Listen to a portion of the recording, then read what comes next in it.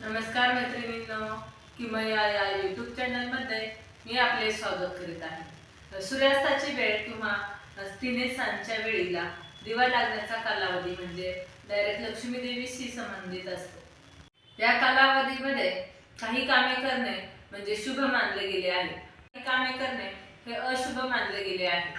सूर्यास्ताच्या वेळी म्हणजे दिवे लागण्याच्या वेळी जर आपण काही कामे केली तर माता लक्ष्मीचा आशीर्वाद आपल्यावरती भरभरून राहतो आणि आपल्या कुलस्वामिनीचाही आशीर्वाद आपल्यावरती भरभरून राहतो।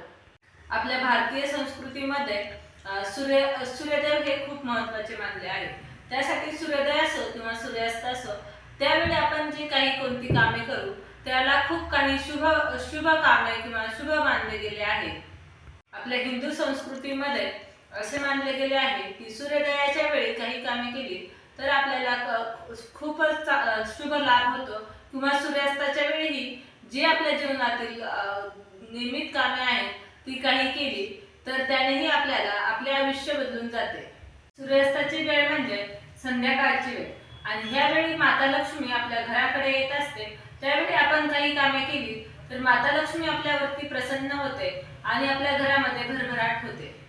माता लक्ष्मीचा सर्वत्र प्रभाव असतो आणि त्यामुळे संध्याकाळच्या वेळेस माता लक्ष्मी यायच्या वेळेस आपण जर काही छोटी छोटी कामे केली तर त्यामुळे लक्ष्मी माता प्रसन्न होते आणि आपले घर भरभरून जाते।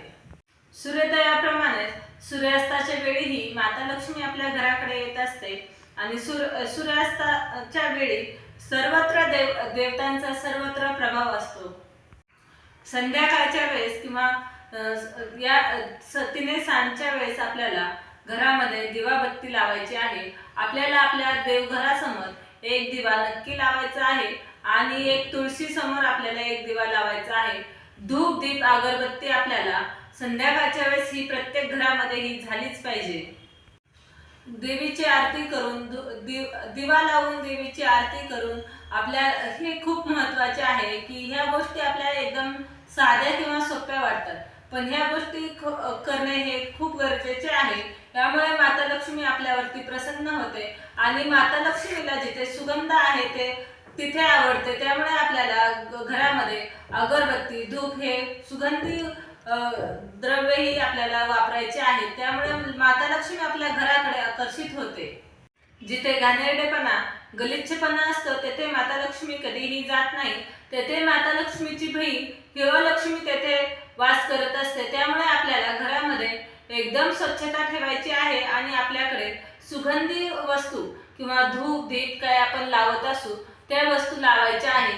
सायंकाळी लक्ष्मी मातेची वेळ असल्यामुळे आपल्याला लक्ष्मी माता आपल्याकडे प्रसन्न होईल अशा पद्धतीने आपल्या घरामध्ये वातावरण ठेवायचे आहे। संध्याकाळच्या वेळेमध्ये जशी माता लक्ष्मी सर्वत्र वावरत असते तशीच संध्याकाळी अंधार होत असतो। त्यामुळे नकारात्मक शक्ती ही पसरलेली असते पण ती नकारात्मक शक्ती अडवण्यासाठी आपल्या दारासमोर दिवा लावा किंवा दारामध्येही आपल्याला अगरबत्ती धूप लावायचा आहे। या वासाच्या किंवा सुगंधी वस्तूमुळे ही नकारात्मकता ही बाहेर थांबते आणि माता लक्ष्मीच आपल्या घरामध्ये प्रवेश करते। दुसरी गोष्ट म्हणजे संध्याकाळच्या वेळेस 3 सांजच्या वेळेस आपल्या घरामध्ये वातावरण एकदम शांत ठेवायचे आहे। बरेच लोक तर संध्याकाळच्या वेळेस मौन धरले जाते तर आपल्या घरामध्ये जितकी शांतता राहील तितकी आपल्या घरामध्ये वातावरण शांत राहते आणि आपल्या घरातील वातावरणही प्रसन्न होते। 3 सांजच्या वेळेस आपल्याला घरामध्ये नामजप करायचा आहे। कोणता जे आपल्याला मंत्र आवडत असतील किंवा ज्या देवावरती आपली श्रद्धा असेल भक्ती असेल त्या देवाची आपल्याला प्रार्थना करायची आहे, नामजप करायचा आहे। आपल्या घरामध्ये आनंदी वातावरण ठेवायचे आहे। या गोष्टीमुळे आपल्या घरातील ग्रह कलेश हे कमी होतात आणि आपल्या घरातील भांडणे कमी होतात। घरात वादविवाद करणे आदळआपट करणे या गोष्टी आपल्याला संध्याकाळच्या वेळेस करायची नाही। या चुकूनही या गोष्टी करू नका की आपण घरामध्ये आदळआपट करत असतो किंवा मुलांवरती चिडचिड करत असतो। कोणत्याही छोट्या छोट्या गोष्टीवरून आपल्याला राग येतो तर या गोष्टी सायंकाळच्या वेळी आपल्याला करायच्या नाही। तर पुढची गोष्ट म्हणजे आपल्याला सायंकाळच्या वेळेमध्ये झोपायचे नाही. बऱ्याच जणांना सवय असते की मोबाईल पाहत पाहत किंवा कंटाळा आलाय म्हणून असेच रेंगाळत पडून लोळत राहायचे आणि आपल्याला संध्याकाळच्या वेळेस तशी सवय नसावी.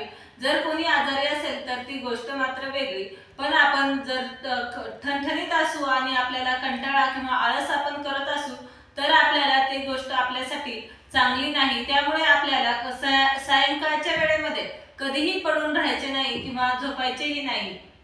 बघा, एखाद्या व्यक्तीचे त्याचे भाग्य हे त्याच्या कृतीतून ठरत असते, त्याच्या कर्मातून ठरत असते. तर आपले जर कृती आपण जर चुकीच्या करत असू तर त्या कृतीतून आपले जर भाग्य बदलणार असेल किंवा वाईट मार्गाला जाणार असेल तर आपल्या या चुकीच्या सवयी आपण नक्कीच मोडल्या पाहिजेत आणि चांगल्या सवयीकडे वळले पाहिजे. त्यामुळे सायंकाळच्या वेळेमध्ये कधीही कंटाळा करू नका किंवा लोळत पडू नका. तर आपण सायंकाळच्या वेळेमध्ये स्वच्छ होऊन घरामध्ये फ्रेश वातावरण तयार करावे आणि घरामध्ये प्रसन्नता वाढवावी.